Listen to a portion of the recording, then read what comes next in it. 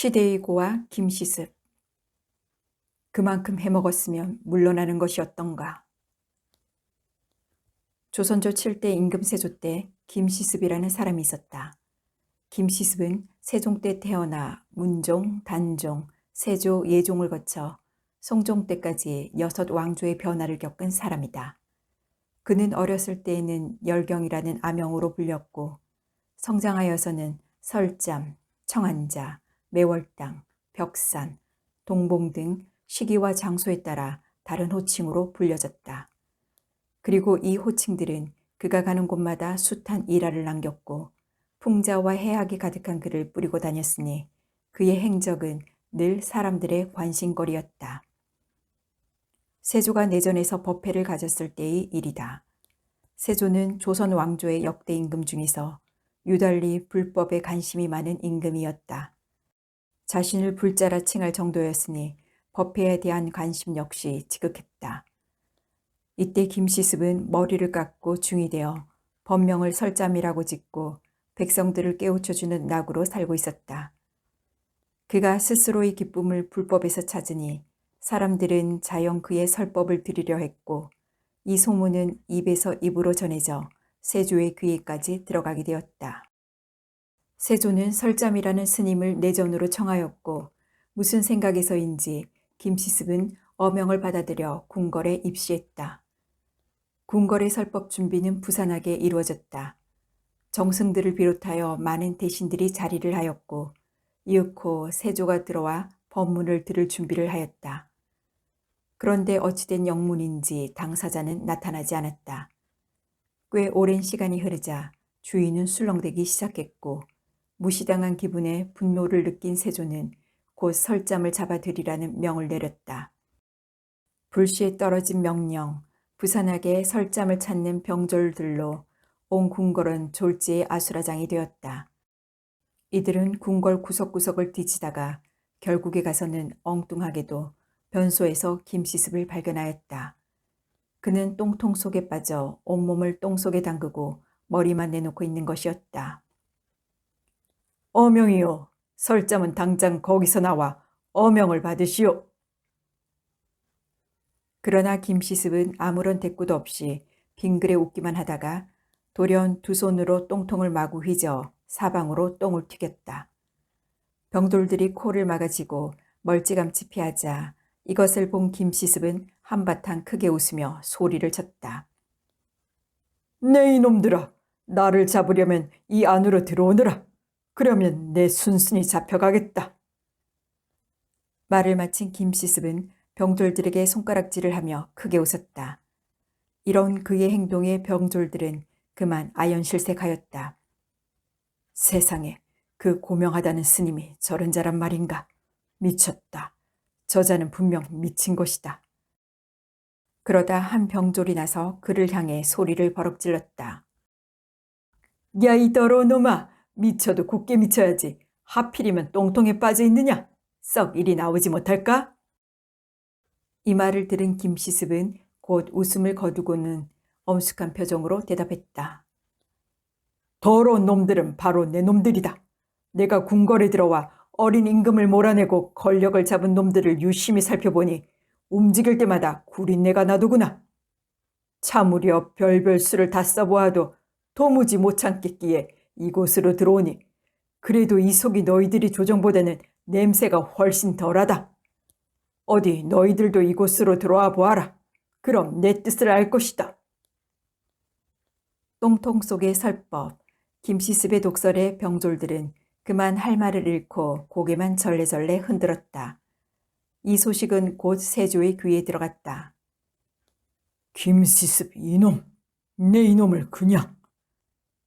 경노한 세조였다. 일개 백성이 자신을 농락한 것이 아닌가. 명을 내려 큰 벌을 주려 하였다. 하지만 같이 농락당했으면서도 대신들은 이를 막고 나섰다. 전하, 아래옵기 황공하오나 저자는 미친 것이 분명하옵니다. 대왕께서 미친 자에게 벌을 내리신다면 온 세상에 조롱을 받기 쉬우니 그만 신기를 바르잡으소서. 대신들의 강한 주청이 있자 세조는 명을 거두었고 이를 불문에 붙이고 김시습을 돌려보내라고 말하였다. 그러나 어명을 받고서도 김시습은 한참을 똥통 속에 그대로 있었다. 그는 세상을 살아가는 데 있어 아무런 거리낌이 없는 자였다. 일국의 제왕에게조차 그의 독설은 막힘이 없었다. 오히려 조정을 똥통으로 보고 자신을 그 속에 빠져있는 존재로 본 것이다. 다만 자신의 머리, 즉 이상과 의식만큼은 똥통을 벗어나 하늘로 향하고 있으니 현실과 이상 사이에서 그의 갈등은 오죽했으랴. 이토록 남다른 의식을 가진 김시습 역시 조정에 들어가기 위해 공부를 한 적이 있었다. 특히 유학과 한시에서는 어렸을 때부터 총명함을 발휘하여 세인들의 관심거리가 되었다. 일설에 따르면 그는 생후 8개월이 되었을 때부터 한자에 관심을 보이기 시작해 3세 때부터 한시를 지었다 한다. 한시 역시 그저 한자를 맞추는 정도가 아니라 문장으로 하답할 정도였다 하니 그 명성이 온 장안에 자자했다. 그러자 이 소문을 들은 당시의 임금 세종은 김시습을 궁궐로 불러들여 박이창이라는 대신을 시켜 시험하도록 하였다. 이에 박이창은 어린 김시습과 마주 앉아 만면에 웃음을 띠며 먼저 한마디 시구를 읊었다. 아이의 배움이 백학이 파란 하늘을 날며 춤추는 듯하구나. 하나의 시구, 이는 김시습에게 이 시의 다음 구절을 지으라는 뜻이었다. 이에 김시습은 조금의 미동도 없이 박이창을 바라보며 화답했다. 어진 임금의 덕은 황룡이 하늘 한가운데서 꿈틀거린가도 같도다. 실로 놀라운 대답이었다. 어른들도 하기 어려운 화답을 5세의 소년이 그것도 뛰어난 비유를 하면서 천연덕스럽게 하고 있지 않은가. 박이창은 경탄에 맞지 않으면서도 제 귀가 의심스러워 몇 번이고 시험하였으나 김시습은 막힘이 없이 그때그때 대답했다. 박이창은 곧 이 소식을 세종에게 보고하였고 이에 크게 기뻐한 세종은 김시습을 불러 비단 50피를 하사하면서 말했다. 너에게 비단을 하사하겠으니 내가 직접 이걸 가져가거라. 마지막 시험인 것이다. 비단 50필은 어른들도 들기 어려운 무게였다. 김시습은 태연히 일어나 세종을 향해 공손히 하례를 한 후 비단필을 모두 풀어 끝과 끝을 묶었다. 그리고 그 한 끝을 잡고는 조금도 서두르지 않고 밖으로 걸어 나가는 것이었다. 이 모습을 본 세종과 만조백가는 모두 혀를 차며 후에 큰 인물이 될 것을 예견했다. 5세의 어린 나이로 모든 어른들을 감탄케 했던 김시습. 이때부터 김시습은 신동 김오세라는 이름으로 널리 알려졌다. 이후로도 김시습의 학문에 대한 열정은 변함이 없었다. 이미 조정뿐만 아니라 장안에까지 널리 이름이 알려져 그야말로 출세길이 탄탄대로였으나 김시습은 이에 개의치 않고 모르는 것이 있으면 온 힘을 기울여 알고자 했다. 그러나 세상 일은 김시습의 뜻과는 판이하게 돌아가고 있었다. 그로부터 10년 후인 1450년 김시습의 나이 15세에 세종이 승하하고 병약한 문종이 그 뒤를 이어 왕위를 계승했으나 2년 뒤 세상을 등지게 되었다. 문종이 승하하자 바로 그의 장자인 단종이 왕위에 올랐다. 이때가 단종의 나이 12세였으나 비극은 여기서부터 시작되었다. 당시 세종이 승하할 때 세종의 둘째 아들인 수양대군은 왕권에 대한 야심을 가지고 있었다. 그런데 형인 문종이 보위에 오르자마자 죽게 되니 수양의 야심은 더욱 커지게 되었다. 그리고 어린 단종이 왕위에 오르자 그는 자신의 야심을 노골적으로 드러내어 온갖 위협을 가했고 이로 인해 단종은 스스로 숙부에게 왕권을 물려주게 되었다. 이때가 1455년 김시습의 나이 21세였다. 당시 그는 세상에 이렇게 급속도로 변하는 줄도 모르고 삼각산 증흥사라는 절에서 공부하고 있었다. 이런 김시습에게 세조의 왕위 찬탈 소식이 날아들었다. 그는 비분간개하여 땅을 치며 하늘을 향해 울부짖었다. 하늘이시여, 이게 웬일입니까? 이 나라에서 왕위 찬탈이 벌어지다니요. 무심합니다. 무심합니다. 김시습의 대성통곡은 계속되었다. 울다가 잠이 들었고 잠이 깨는가 싶으면 어느 사이 다시 통곡이 이어졌다. 이러기를 몇 날 그는 북쪽을 하염없이 바라보다가 굳은 결심을 하였다. 나라가 폭군 아래 놓이게 되었다. 폭군이 있다면 그 아래에서 목숨을 보존하고 있는 무리는 간신배들일 것이다. 두 임금을 섬기는 자들이니 그 작패가 오죽하랴. 이런 나라에서 공부를 해서 어디에 쓰며 또 벼슬을 하면 무엇하리요. 그는 곧 방으로 들어가 그동안 애지중지했던 책들을 모조리 꺼내다가 불살라버렸다. 미련은 조금도 없었다. 책이란 성현의 가르침을 받아 이를 널리 이롭게 펼치고자 있는 것이다. 그렇지 못하면 아무짝에도 쓸모없는 휴지와 다를 바가 없지 않은가. 얼마 후 책은 다 타고 그 자리엔 재만 수북히 남았다.